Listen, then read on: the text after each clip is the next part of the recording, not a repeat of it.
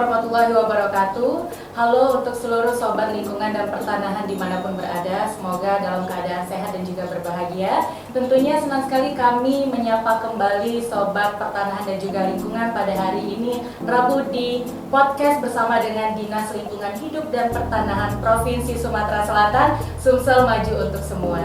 Dan kali ini bersama saya Tia Distilia kita akan membahas lebih dalam lagi tentang apa itu Proklim sesuai dengan tema kita pada hari ini.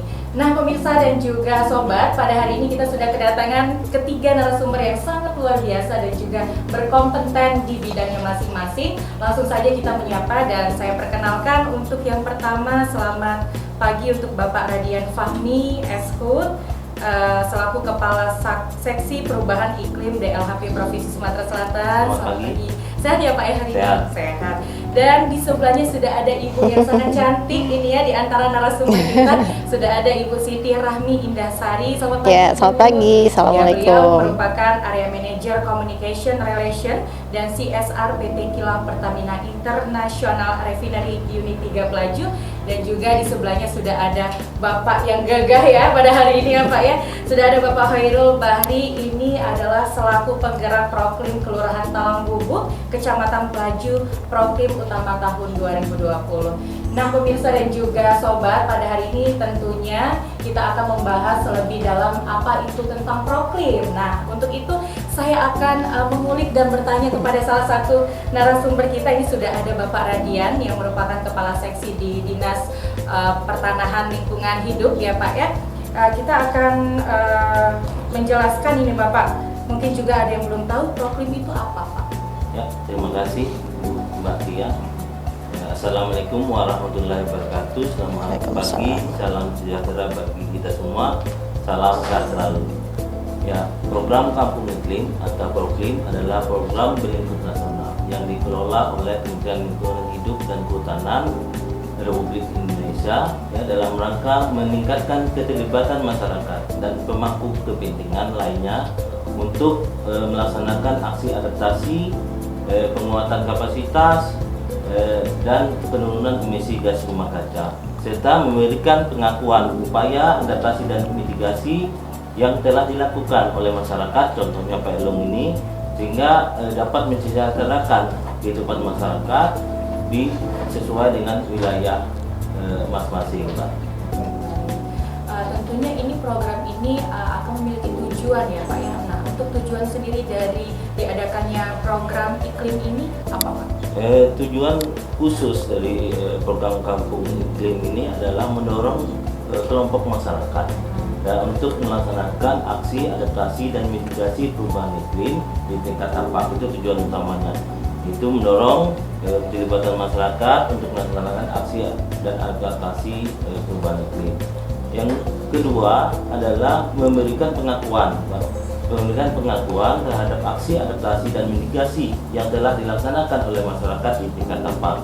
Yang ketiga adalah pemberian pengakuan ya, terhadap pemerintah daerah dalam pelaksanaan program Kampung Iklim ini.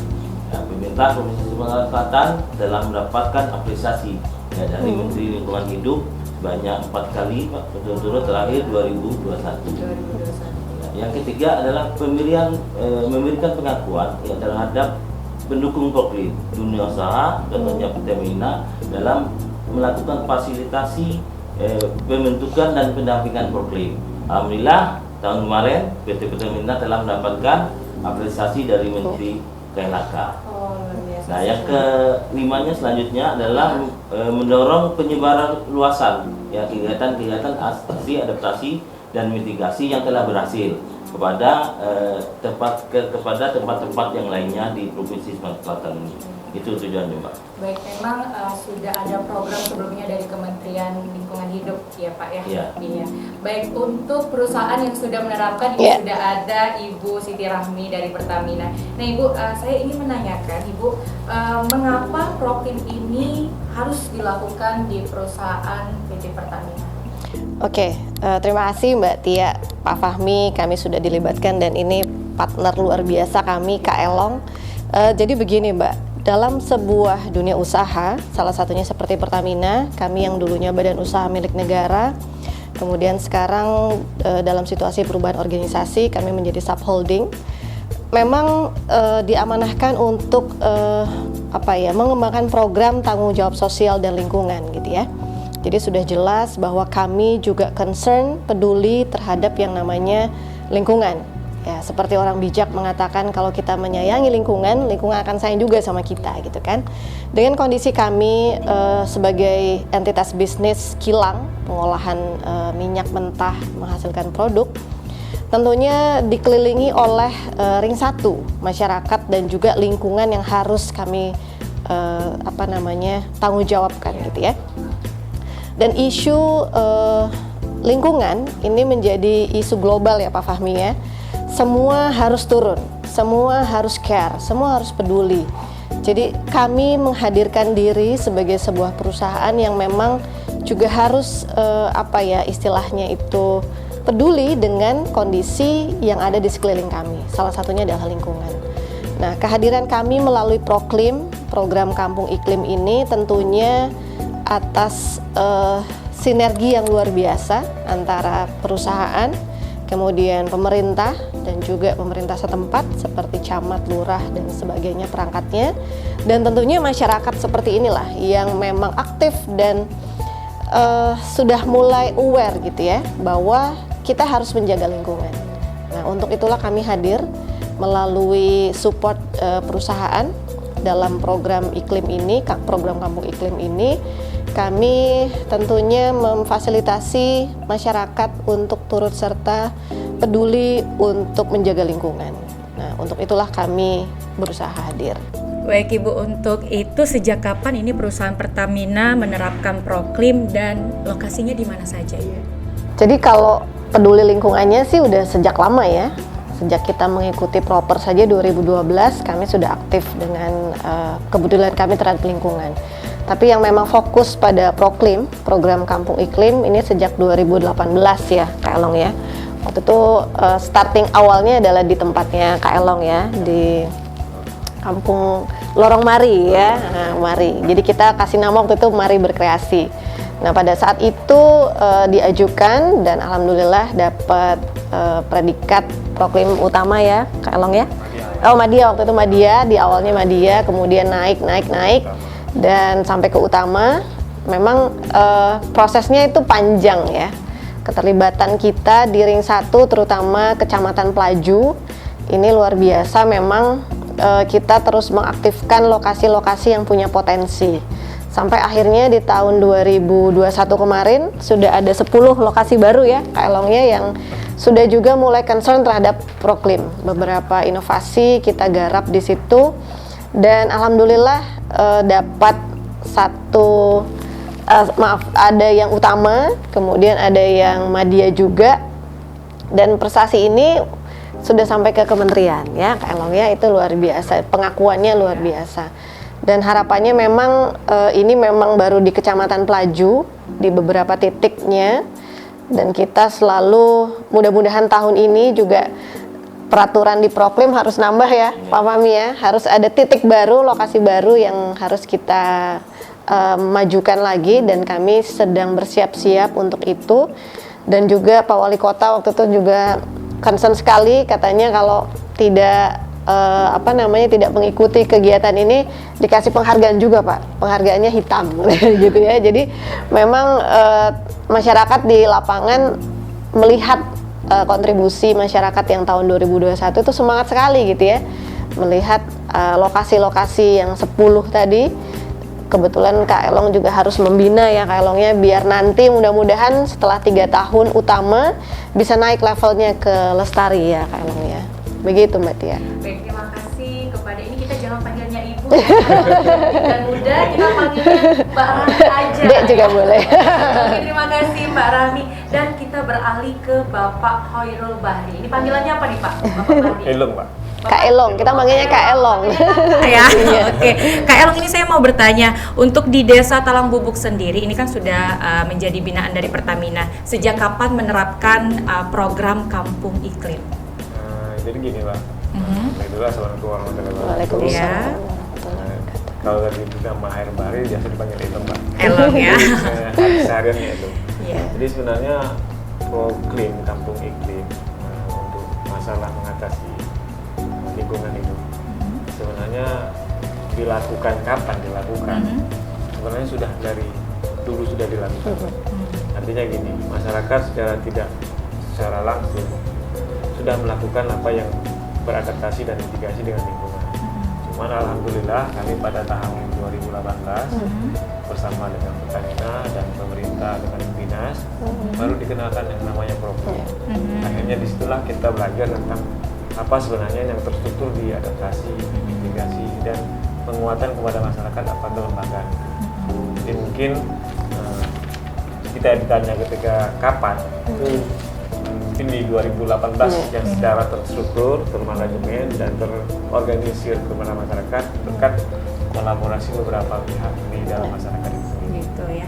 Pasti tentunya ada langkah-langkah awal dan juga bagaimana ini Kak siapa tadi? Kak Elong. Kak Elong ya untuk memperkenalkan ke masyarakat sekitar terkhusus di Desa Talang Bumbu.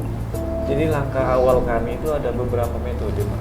Jadi mengajari masyarakat itu kadang tidak boleh kalau kita langsung biasanya orang mendikte, nanti dia marah.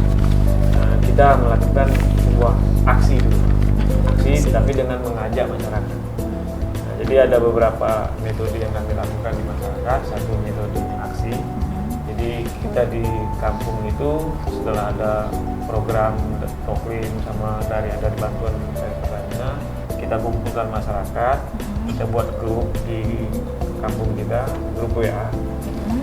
Tidak hanya di kampung saja, tapi kita juga melibatkan mantan-mantan orang kampung di situ yang sudah merantau, yang mungkin ilmunya di luar bisa ditarik. Jadi dari situ kita membuat aksi. Langkah apa yang kita harus lakukan? Untuk pertama kali kemarin karena kita ke arahnya lingkungan dan banyak pekerjaan di pekerja bengkel, kita gunakan barang-barang bekas dulu untuk mitigasi ke ini. Mudah-mudahan berencana ke depannya ini jadi pertama kali untuk menghias kampung, kedua untuk menambah pendapatan masyarakat, ketiga akhirnya ke arah wisata, ke edukasi di kampung itu sendiri. Jadi lokasinya Kak Elong itu kumuh ya Kak Elong ya. Jadi, orang nggak ada yang mau masuk. Dengan sekarang yang ada program proklim tadi sudah banyak orang yang mengunjungi ya. Benar. Jadi kami harap dengan proklim ini dari kekumuhan itu menjadi kekinian, Pak. Itu yang kami terapkan di kampung kami. Apa saja yang sudah dilakukan Kak Elong dan teman-teman yang ada di Desa Talang Bumbu sehingga membuat orang-orang sudah ingin berkunjung yang sebelumnya tempat kumuh, tempat yang memang sekarang itu menjadi sudah indah gitu. Jadi gini, Pak, awal merubah kekumuhan itu kita menata ruang dulu, Pak. Jadi tata ruang kampung itu bagaimana menata ruang, mengolah polanya dengan barang bekas yang ini kita jadikan destinasi dari meja, kursi atau penghijauan. Jadi memang dengan kawan-kawan Pertamina dan pemerintah tempat kita buat FGD. Jadi FGD per tahun itu dibuat rancangan per tahun. Tahun ini kita buat kampung hijau. Jadi penataan ruang itu dihijau dulu. Tahun depan di kampung kreasi. Jadi bergurir itu setiap tahun kami bekerja sama dengan ketiga pihak kolaborasi ini mengadakan FGD untuk rancang ke depan. Jadi jangan heran kalau kita masuk kampung sehari ini tahun ini tahun depannya beda lagi, Pak. Karena ini sudah maksudnya dalam ada program jangka panjang, ada program jangka menengah. Oh, berarti butuh juga kreativitas ya untuk rencana-rencana untuk kedepannya ya. Baik, terima kasih Kak Elong. Saya beralih ke Bapak Fahmi. Ini saya penasaran Bapak, untuk program iklim ini sendiri, ini kan sudah terlibat masyarakat. Selain masyarakat, siapa sajakah yang terlibat di dalam program kampung iklim ini Pak? Ya, terima kasih Mbak Tia. Tadi dijelaskan bahwa program kampung iklim ini adalah pelibatan daripada masyarakat. Yang utamanya di lokasi kampung iklim adalah masyarakat, tapi didukung oleh pemangku lainnya. Ya, pemangku lainnya ini contohnya pemerintah pusat, pemerintah daerah dan pemerintah desa. Kalau di desa atau kelurahan ya, itu berkolaborasi melalui dana APBD, BBN dan dana desanya. Setelah itu kolaborasi ini juga dilakukan oleh perusahaan seperti Pertamina Bu Mimi ini, Mbak Mimi ya. Iya, Mbak Mimi ya, sapaan akrab kecilnya ya. Seperti Mbak Mimi ini melalui dana CSR-nya. Nah, dan juga nanti bisa juga oleh perguruan tinggi, Pak. Nah, perguruan tinggi melalui pengabdian masyarakatnya dan penelitiannya, dan juga nanti bisa dilakukan oleh LSM atau mitra pembangunan melalui program dan pengabdiannya. Mungkin itulah bahwa program Kampung Iklim ini perlu berkolaborasi untuk mewujudkan aksi dan adaptasi perubahan iklim untuk mengurangi dampak daripada perubahan iklim itu sendiri. Oke, baik. Untuk Mbak Mimi nih, saya mau bertanya, untuk produk-produk unggulan yang sudah dijalankan di program iklim ini sendiri itu apa? Sebenarnya udah banyak Mbak Tia, jadi Mbak Tia harus lihat nih di lapangannya kayak apa gitu ya. Jadi kalau untuk program-program inovasi yang kami kerjasamakan dengan masyarakat, banyak ya Kak Elong ya, yang udah kita daftarkan juga di paten itu sudah ada. Di antaranya ada Tralis Water Barrel System. Jadi itu sebenarnya mengadopsi dari kilang kami, gimana dia menampung air hujan. Tujuannya sih untuk mengurangi penggunaan air tanah ya. Jadi kita menampung air hujan, dan air hujan ini kemudian bisa dipakai untuk pengairan ini ya, Kak Elong ya, hidroponik, urban farmingnya. Karena wilayah perkotaan ini kan lahannya sempit ya Pak ya. Jadi kita harus memaksimalkan sedemikian rupa. Dan itu menjadi salah satu program juga yang urban farming itu. Kemudian ada pemanfaatan air limbah tempe. Kebetulan di Pelaju itu ada lokasi pembuatan tempe tertua loh Mbak Tia di Palembang. Nah, Mbak Tia kan belum tahu kan. Nah, jadi nanti boleh lah main-main ke situ. Di situ ada sekitar 28 pengrajin tempe yang selama ini mungkin mereka tidak care ya. Limbah tempenya tuh dibuang sembarang aja gitu, masuk ke dalam selokan, dan sempat jadi konflik di masyarakatnya karena menimbulkan bau yang tidak sedap. Nah, di situ kita juga masuk, karena kebetulan kami juga punya kompetensi di bidang lingkungan.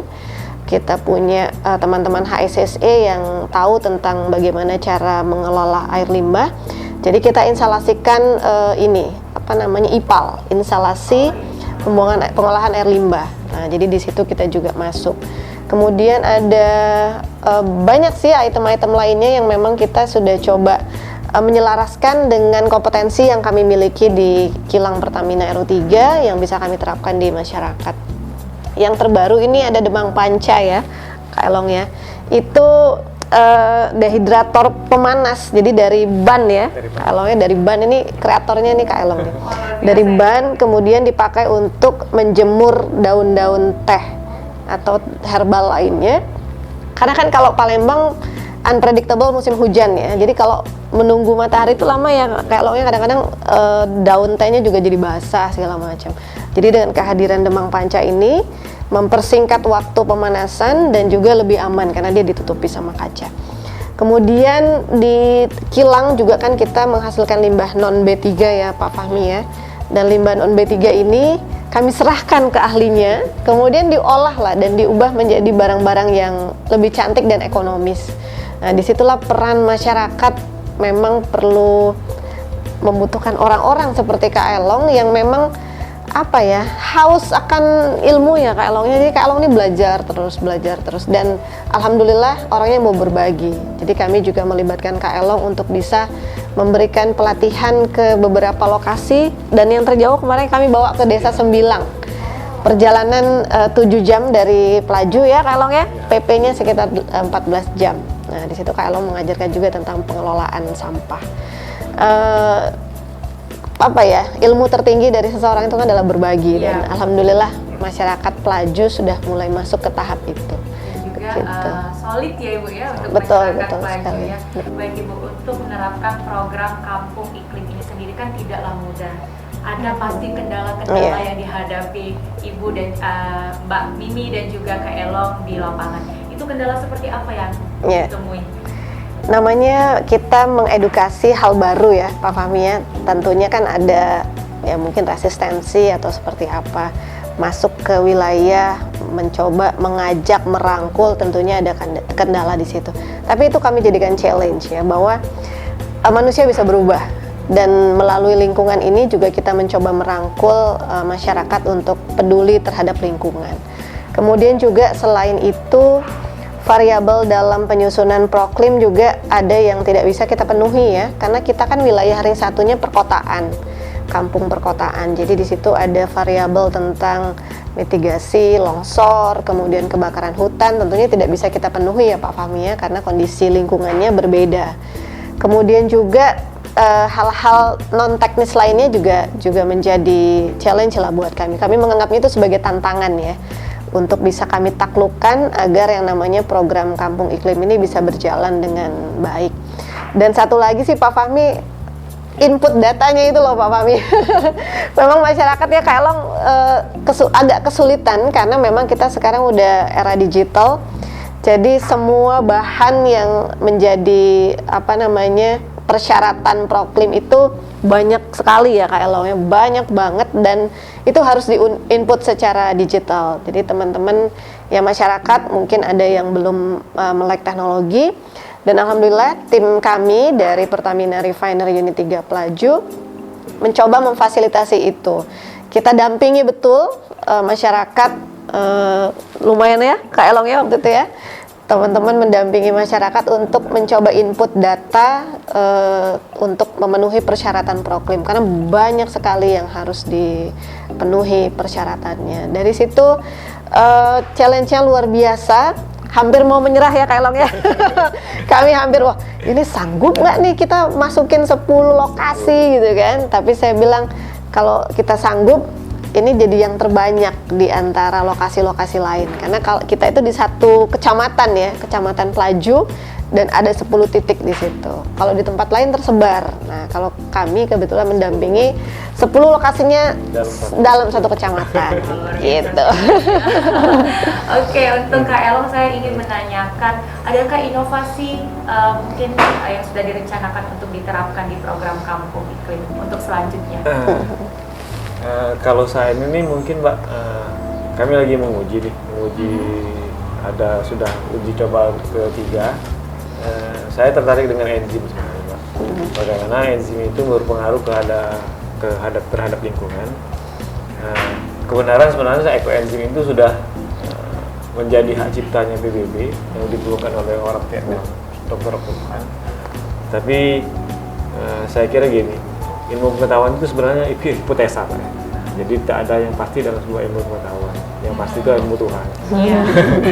Jadi kami mencoba untuk hipotesa ke enzim.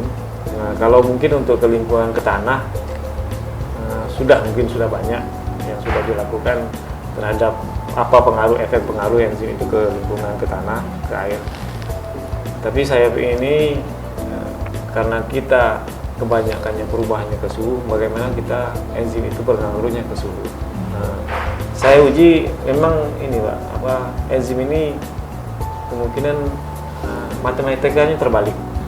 Jadi memang ada ilmu pengetahuan yang mungkin yang di luar nalar dan matematikanya, logikanya tidak masuk. Jadi kemarin kita enzim yang ketiga kita uji coba ke pH, kita campur dengan citronella oil, tapi malah pH-nya naik, TDS-nya turun, dan suhu ruang pun berubah. Artinya ketika dia ke tanah atau ke air dia memang beraktivitas, tapi ketika ke udara, saya kira ini lapisan ozon yang makin panas karena kita di pemanasan global, mungkin itu bisa dipakai. Tapi itu perlu dikaji, mungkin 2 tahun ini Pak. Udah kayak peneliti ya? Harus dikaji sehingga nanti bisa diterapkan menjadi lebih baik di program Kampung Iklim ya Kak Elong. Baik, saya beralih ke Bapak Fahmi ini. Bapak, seberapa besar sih Bapak pengaruh program Kampung Iklim ini yang terjadi di dunia kita saat sekarang ini? Sangat besar sekali pengaruhnya program Kampung Iklim ini dalam pengendalian perubahan iklim. Ya, contohnya dalam rangka penyadaran ya, edukasi pada masyarakat tadi, bagaimana sih kita bisa mengelola dampak, mengendalikan dampak perubahan iklim tadi, seperti kekeringan, banjiran, longsor, dan terhadap penyakit terkait iklim itu sendiri. Nah, Yang kedua, penurunan emisi gas rumah kaca. Dari data dari KLHK bahwa 77 lokasi kampung iklim yang ada di Provinsi Sumatera Selatan ini telah menurunkan emisi gas rumah kaca sebesar 172.000 ton CO2 ekvivalent. Ini sangat besar sekali Dampak positifnya dampak ya. positifnya bagi perubahan iklim. Oh, nah, sendiri ya Pak ya. Untuk saya ingin bertanya kepada Ibu Mbak Mimi ya. Saya lupa terus nih saking panglingnya sama cantiknya Mbak Mimi ini. Kira-kira apa sih dampak positif yang dirasakan Ibu Mimi setelah berlangsungnya program iklim yang sudah berjalan? Iya, memang kan kami merasakan tidak hanya jangka pendek ya, jangka panjang. Kehadiran entitas bisnis seperti kilang ini kan membutuhkan dukungan dari masyarakat, Mbak ya. Dengan kami guyup dengan masyarakat, kemudian pemerintah setempat juga, insya Allah mereka mendukung lah kehadiran Pertamina di lokasi mereka.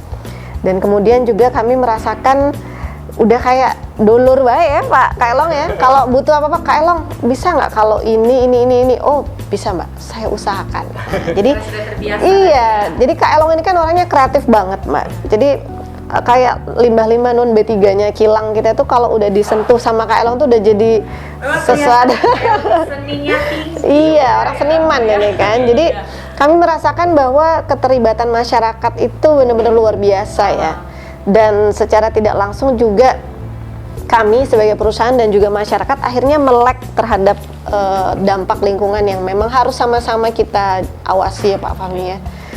Kita tidak merasakan sekarang mungkin ya Pak, tapi ke depan anak cucu kita. Nah inilah waktu yang tepat untuk kita segera memulai.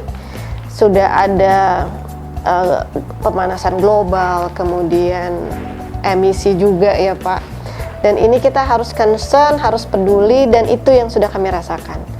Masyarakat yang tadinya tidak tahu bahwa harus ya ternyata kita jaga lingkungan. Nah, ternyata sekarang lambat laun ya Kaelongnya kita mulai edukasi, kita mulai sampaikan bahwa ini tugas kita sama-sama gitu. Dan mudah-mudahan ini sih berlanjut terus, apapun kondisinya, siapapun yang ada di sana tetap menjadi ilmu yang turun-temurun diwariskan kepada anak cucu sih itu. Baik, berarti dampaknya bukan hanya sekarang tapi untuk iya, ke depan bisa dirasakan ya Mbak ya. Baik, untuk harapan kedepannya untuk program Kampung Iklim ini sendiri apa? Mungkin saya bertanya terlebih dahulu kepada Bapak Fahmi selaku dari Dinas Lingkungan Hidup dan Pertanahan Provinsi Sumatera Selatan. Ya, terima kasih Mbak Tia, bahwa harapan dari pemerintah Provinsi Sumatera Selatan adalah semua desa dan kelurahan yang ada di Provinsi Sumatera Selatan sebanyak 3.262 desa atau kelurahan itu masuk dalam program Kampung Iklim. Ini merupakan target daripada Pak Presiden Republik Indonesia, di mana pada tahun 2024 itu harus tercapai 20.000 kampung iklim. Target di Provinsi Sumatera Selatan itu sebanyak 816 lokasi iklim. Ya, itu yang kita capai untuk target ke depan agar apa Pak? Supaya masyarakat Sumatera Selatan ini berperilaku berketahanan iklim dan berperilaku rendah emisi. Ya, ini sejalan dengan visi dan misi Bapak Gubernur Sumsel dan Wakil Gubernur Sumsel, yaitu Sumsel maju untuk semua, maju lingkungan hidup. Oke. Untuk Mbak Mimi sendiri harapan kedepannya untuk program Kampung Iklim? Kami sebagai sebuah entitas bisnis tentunya berharap ini sinergi pentahelix yang bisa terus terjalin ya. Pentahelix itu kan ada pemerintah, ada akademisi, ada masyarakat, ada media juga, dan ada pemerintah setempat, dan tentunya ada perusahaan.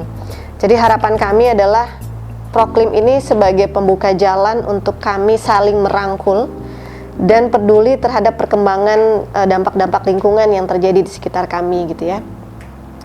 Jadi memang ini kita harus berpikir jangka panjang, dan harapan kami adalah sinergi ini menjadi langkah kecil kami sebagai perusahaan untuk bisa turut berkontribusi dan turut mendukung atas program-program yang sudah dicanangkan oleh pemerintah setempat dan juga Presiden Republik Indonesia bahwa lingkungan menjadi tanggung jawab kita semua. Dan mudah-mudahan harapan kami adalah kita akan terus peduli dengan lingkungan kita sekitar, karena dengan mencintai lingkungan, lingkungan akan mencintai kita. Dengan mencintai lingkungan, lingkungan akan mencintai kita. Untuk Kak Elong sendiri harapannya nih? Kalau saya harapannya gini, Mbak. Bukan saja kampung iklim, tapi manusia iklim, Mbak. Manusia iklim. Ya, karena gini, menjaga lingkungan itu kewajiban, bukan sebuah, karena seperti yang kata Tuhan bilang bahwa diciptakan manusia untuk menjaga lingkungan. Artinya lingkungan ini adalah rumah kamu, rumah kita semua.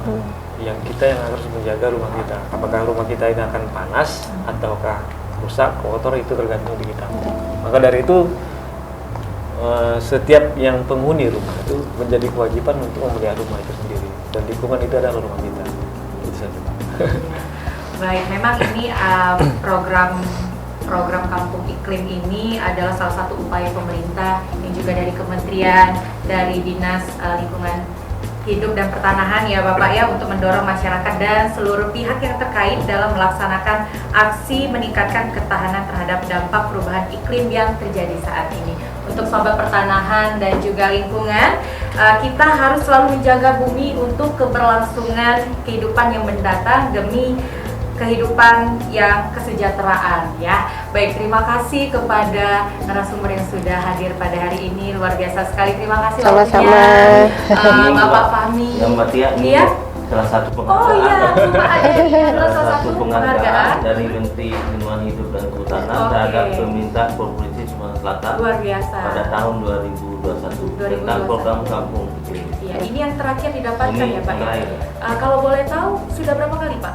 Sudah 4 kali, Mbak. 4 kali. Dimulainya dari tahun 2018, 2019, 2020 dan 2021. Langsung ini gubernur ya Bapak Ya. yang menerimanya, luar biasa sekali. Kita akan create ya untuk tahun-tahun ke depan ya, Semoga Pak. ini kedepannya akan mendapatkan penghargaan yang luar biasa lagi ya Bapak ya, dan inovasi-inovasi yang selanjutnya ini akan ada lagi ya, terutama dengan Kak Elong ya, ditunggu Siap. inovasi-inovasinya Kak Elong. Baik, terima kasih kepada narasumber yang sudah hadir pada hari ini. Terima kasih kepada Bapak Fahmi, Mbak Mimi dan juga Kak Elong, dan juga terima kasih untuk seluruh Sobat Pertanahan dan Lingkungan yang sudah menyaksikan podcast kita pada hari ini. Sampai berjumpa di podcast selanjutnya. Kami akhir kata pamit undur diri. Terima kasih. Wassalamualaikum warahmatullahi wabarakatuh. Waalaikumsalam Sukses maju warahmatullahi untuk semua. Sampai jumpa.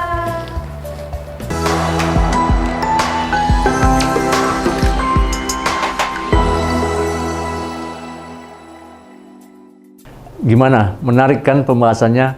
Mau bahas tentang apa lagi minggu depan? Komen di bawah ya. Nantikan Rabu Podcast bersama DLHP Provinsi Sumatera Selatan di episode berikutnya. Pastinya dengan info yang lebih menarik. Jangan lupa like, comment, and subscribe. Maju kualitas lingkungan hidup, Sumsel maju untuk semua.